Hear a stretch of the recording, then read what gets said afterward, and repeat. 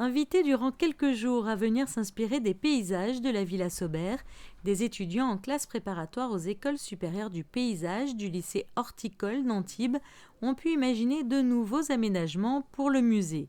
Dessiner, suggérer, construire, reconstruire des espaces inédits et porter un regard neuf sur d'éventuelles perspectives du NMNM. Les élèves ont travaillé main dans la main avec de vrais paysagistes. On voit qu'il y a des vraies interactions qui se créent, il y a un intérêt de la part des paysagistes et une bonne surprise, j'ai l'impression, de leur part sur le travail des étudiants. Ils ont tous une façon d'approcher le réel qui peut amener à se projeter dans l'avenir. Et l'idée, c'est de tirer le fil pour que justement la façon dont on voit les choses, on les analyse, peut devenir après un projet. Donc pour l'instant, ils sont tous à ce niveau-là et nous, on essaye de toujours leur dire « vous avez cette idée-là, il faut aller dans cette idée-là jusqu'au bout ».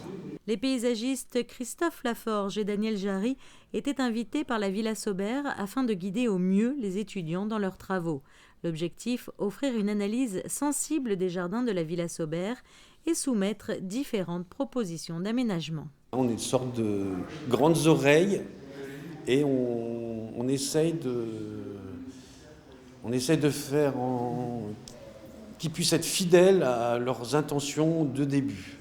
Et en les mettant sur le bon chemin. Voilà, et en essayant de les mettre dans des modes de résolution du projet qui soient toujours en écho avec les premiers mots, les premiers dessins qui sont faits quand on les a vus.